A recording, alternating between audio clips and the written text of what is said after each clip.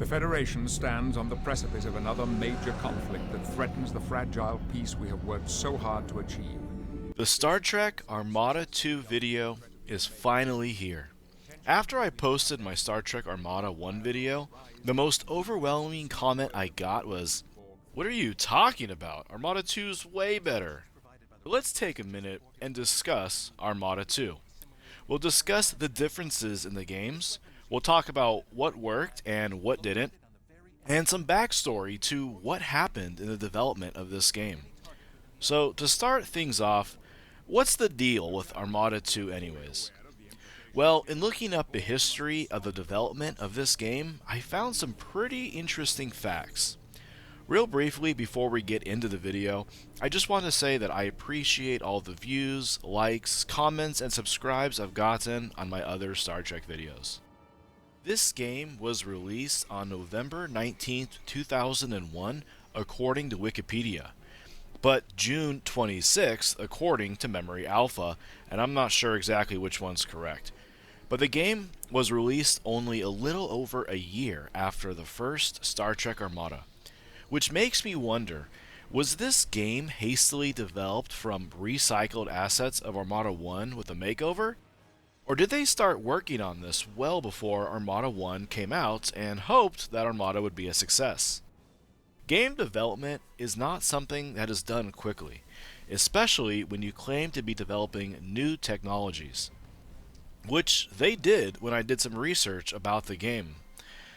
Based on the surviving pages of the Mad Doctor's designer diary, the game had been in development for a long time as of February 2000, but I don't always believe everything I read from these corporations. Before we get ahead of ourselves, the game was developed by Mad Doc Software and published by Activision. Mad Doc Software. Well, I've never heard of them. Who are they? Well, you may know them by their current name a little bit better, Rockstar New England. Yup, Rockstar. They started out as a little indie company led by a man named Ian Lane Davis. He worked for Activision prior to this, but then formed his own studio that developed games for Activision and Sierra. With himself and 7 other developers, they assisted with Armada 1, but developed Armada 2 by themselves. In 2007, his studio was hired by Rockstar to help develop an updated version of Bully called the Scholarship Edition, with new content to be released on the Wii and the Xbox 360. He must have done something right because soon after, Rockstar purchased Mad Dog Software for over $6 million in 2008. Once acquired by Rockstar, they assisted with development on LA Noire, Grand Theft Auto 5, and Red Dead Redemption 2. So long story short, the guy who made Armada 2 is somebody in the gaming industry. Okay, so here we are. Armada 1 has been out for about a year. It didn't do as good as Activision had hoped. Well, what's the plan for Armada 2? How do we get people to spend $50 for a game that they basically already have? Well, I think for the most part, we had a bit of a Wii U situation here. According to some reports, the Wii U failed not because it was a bad console or had bad games, but because too few people knew what it was. Parents looking to get their kids a gift thought it was just the same thing as the Wii, so why buy it again? So, looking at Armada 2, it looked pretty similar to Armada 1 on the surface. They are both top-down, space-themed RTS games. You start with a starbase, collect resources, build fleets to wipe out your enemies, and defend your base. All with a Star Trek flair. I'll briefly go over the basics for those who aren't familiar with the game and maybe didn't see my first video. It takes place post Star Trek Insurrection, but pre-Nemesis in the Next Generation timeline. There are 6 playable races: Federation, Klingon, Romulan, Borg, Cardassian, and Species 8472. You start at one part of the map, you build up your base, collect resources, build defenses, and also starships to attack your enemies. You can take over enemy ships by beaming aboard, or you can destroy them. But other than that, it's basically your run-of-the-mill RTS games from the early 2000s. Graphics are pretty similar to Armada 1. There wasn't a large leap there, and probably a decent amount of asset recycling. So, what's the deal? Well, that's kind of my issue with the entire game. It seems like it could have been an expansion pack rather than a whole new game. But then, of course, they wouldn't have been able to charge full price. When I posted my first video, the retrospective about Star Trek Armada, many of the comments stated that they preferred Birth of the Federation or Armada 2. I think that there is a lot of love still out there for this game. But I think that that may largely be in part to the fact that this game has a lot more mods than Armada 1, a side effect of coming out so close after Armada 1. For those who may not know, a mod is a modification to a game that can change major aspects of it, adding new content or changing gameplay mechanics. They are typically made by fans and distributed for free. Some of the most popular mods for Armada 2 included a TOS era conversion. There was a Babylon 5 and Star Wars conversion as well. These helped keep the game fresh and helped many players overlook the base game's shortcomings. But before I sit here and complain about all the game's faults, what did it do well? Well, the economy of the Star Trek universe has always been a bit murky and arbitrary. For instance, what's the deal with gold pressed latinum? Why does it have any worth? Does it have any intrinsic value? In our society, precious metals have value because of their uses in jewelry or as superconductors or other practical applications. But what is the practical use of latinum that makes it worth anything? Is it just because of its rarity because it can't be replicated? Well, that's a rant for another day. The point is that Armada 2 expanded on the economy of Armada 1 by adding metal and latinum as obtainable resources. Metal was needed to construct ships and stations, and latinum could be used to trade. The gameplay mechanic of mining planets was kind of neat, and I think it added another layer of complexity to the economy. Latinum, on the other hand, felt a little shoehorned in. Now, this is just my personal opinion. But it did add a little complexity and variety when you had to factor in how much metal your ships and defenses would use. Another cool mechanic that I wish was maybe fleshed out a little more was colonizing planets. They made it pretty important in the single player campaign, but it kind of just ended up being a way to recruit more people to your crew pool. I would have liked to see planetary defenses, more than just a shield, maybe special abilities you get if you own a planet or unique technologies, maybe special orbital starbases or shipyards with unique abilities other than the default ones. The ship variety was also greatly expanded for Armada 2. Each race had a number of additional ships, and there were 6 races instead of 4. They also added a research station that increased the stats of your ship. One thing that players had wanted was the ability to construct in more of a 3-dimensional manner. Something that they sort of did in this game. While you still played on a basic 2D grid, there were various levels on the Z-axis where ships or stations could be. Unfortunately, this kind of served to make defense barriers look odd and could make it difficult to gauge where ships were and were able to attack. Another nice addition was that ships' special abilities could be automated. The system wasn't perfect, but it definitely was better than Armada 1 in terms of forcing you to micromanage every ship in a battle. That touches on another point. There are a lot more ships and a lot more special abilities. I know players love this as it added variety to the different playable races. Although, of course, these abilities were not canon and somewhat ridiculous, they did make for more interesting gameplay. From the classic abilities of Armada, like the Corbinite Shield, to the Chain Reaction Pulsar, Now we had new ones, and another player favorite was fusion cubes. Let's talk about fusion cubes for a minute. It's hard to talk about Armada 2 without getting a bunch of comments from people about how cool they thought fusion cubes were.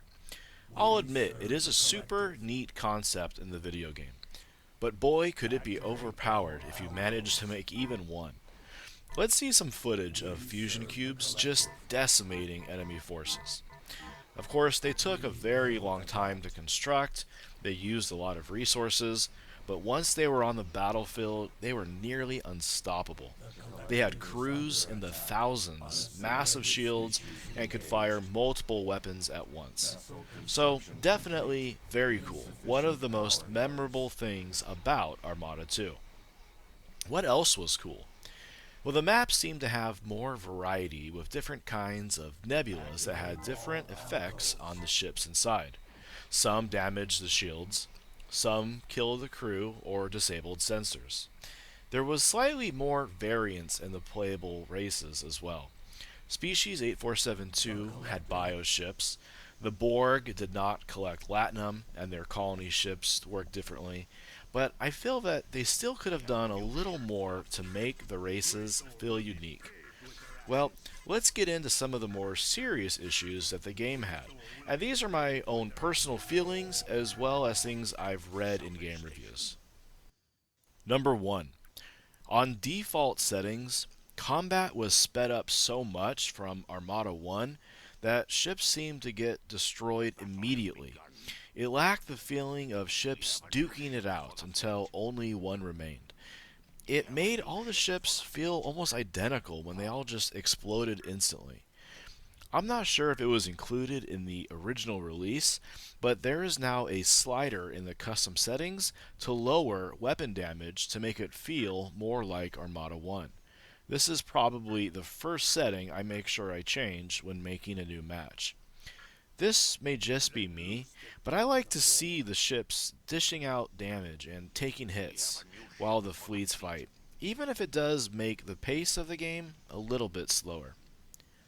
Reason number 2. I can't quite put my finger on it, but they changed the FOV or model size or default camera distance or something where you just seem so removed and distant from the combat compared to Armada 1. I know you can zoom in and out, but something about the camera in this game just left something to be desired in my opinion. Maybe someone in the comments can articulate this better than me. Point number 3. A lot of the additional content just seemed kind of tacked on. A lot of the ships were basically just different models with slightly different stats. Latinum seemed kind of odd and pointless, and metal could be frustrating to get. Number 4. The AI in this game was just not good. It wasn't that great in Armada 1 either. A lot of the time, the AI won't attack, they don't build, they just kind of stagnate in their base. They don't try different fleet compositions. Every campaign mission, the AI seemed to react identical. Every few minutes, they just send a couple of ships after you. They don't really expand or rebuild their bases, and there's really no challenge. Now, after reading the developer diary about how sophisticated the AI was and how much of their budget was dedicated to making this unique AI, it kind of just made me think that that was a lie.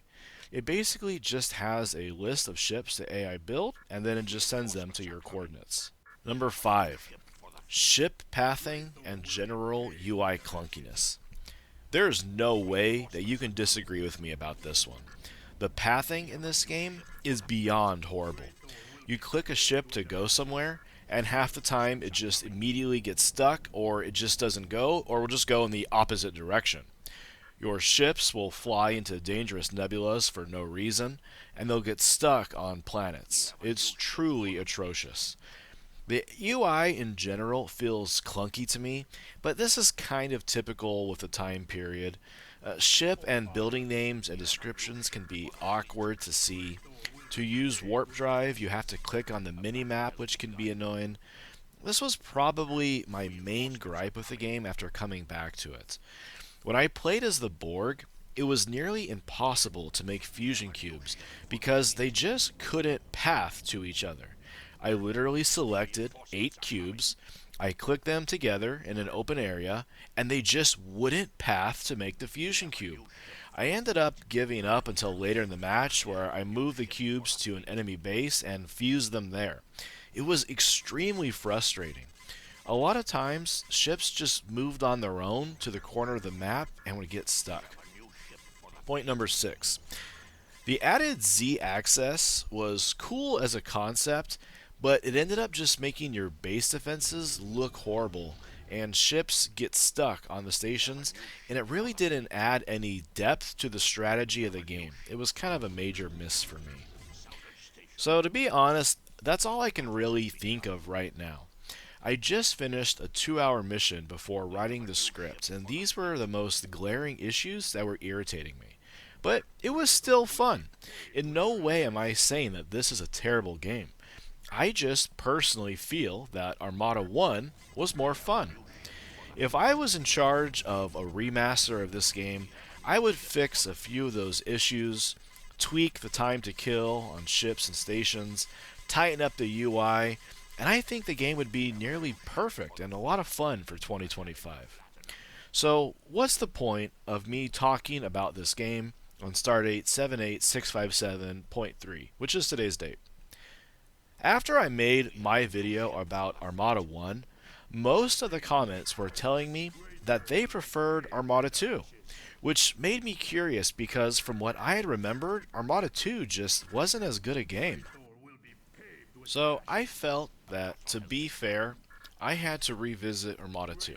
So I bought it again on GOG.com and played several campaign missions as well as a bunch of instant actions. I also downloaded several mods and played those as well. Let's talk mods. These seem to be what really drew people to this game and kept it as popular as it was. There was a few websites still hosting mods for this game, and sorting by popularity, I noticed a few interesting things. The most popular mods seem to be the total conversions that add in elements from other science fiction franchises. The most favorited by far seems to be the Star Wars conversion and the Babylon 5 conversion, but the Fleet Ops mod that adds Star Trek content also seems to be very popular. I tried one of the conversions, and while it did add a lot of content, you could see a huge drop in quality compared to what was released with the game. The sound effects were bad and scratchy, textures were very low res, and had low poly models. This makes sense because people did this for free in their spare time, and I'm appreciative that they put in the work to make it. Without being negative about all the cool stuff and hard work these people have done, I just don't feel that these mods are enough to keep me playing Armada 2. The next most popular comment I got is that I need to play the Armada mod for Sins of a Solar Empire. This I agree with. I didn't think I owned Sins of a Solar Empire, but apparently I do. It's in my Steam library. Maybe I got it in a Humble Bundle or something. So I'm going to download it soon, install the mod, and check it out. I also hear that there is a mod in development for Sins of a Solar Empire 2. So it's good to hear that there is still love and support for the Star Trek Armada series that is so dear to my heart. One thing I didn't really touch on yet in this video was how Star Trek Armada 2 actually did. Well, as far as I know, the exact figures were never disclosed. I checked their public financial disclosures and could not find any specific numbers. So, unless someone watching knows and can comment, I'm not sure exactly how it did. But I can surmise that it did not sell well based on a few things. One, its reviews were kind of bad. In fact, in reading the PC Gaming World review, they absolutely torched the game. They called it cobbled together and cheap. Number 2, there is no official Armada 3. If it did super well, they probably would have just kept on milking the franchise for more money. Number 3, Activision actually sued Star Trek's parent company, Viacom, which is now owned by Paramount, in 2003. This was actually very interesting, and it wasn't settled until 2005. But basically, Activision said that Viacom killed the Star Trek franchise by stagnating it. They said that they canceled the shows, didn't put out good movies, and didn't market any of the video games. This seemed like it was a pretty messy lawsuit until it was settled. Not a good look for either company. Point number 4. I didn't buy it at first, and I'm a huge Star Trek fan. So, based on my 4 arbitrary reasons here, I'm going to assume that Armada 2 was a bit of a financial failure, and it was a reason that the series was ended for the time being. Would it be awesome to get a remaster or a remake? Yeah, that'd be great. Will it happen? Well, I'm not going to hold my breath. But with the ability of using AI to upscale older games, it's becoming easier and easier, if not more soulless and low quality, to remake these kinds of games. We are getting near the ending of this video. It was a little longer than I expected, but there was kind of a lot to talk about with this game. Well, what's the summary of this video?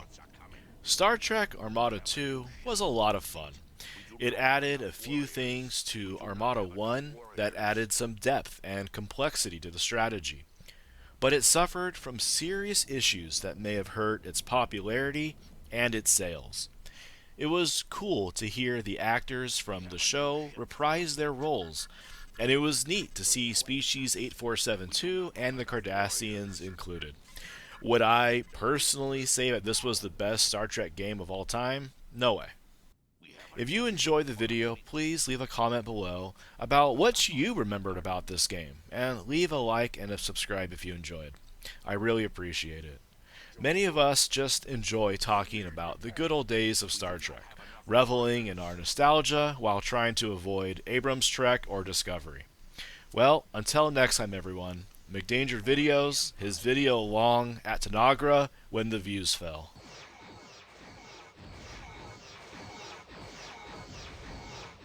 Unassimilated species engaged.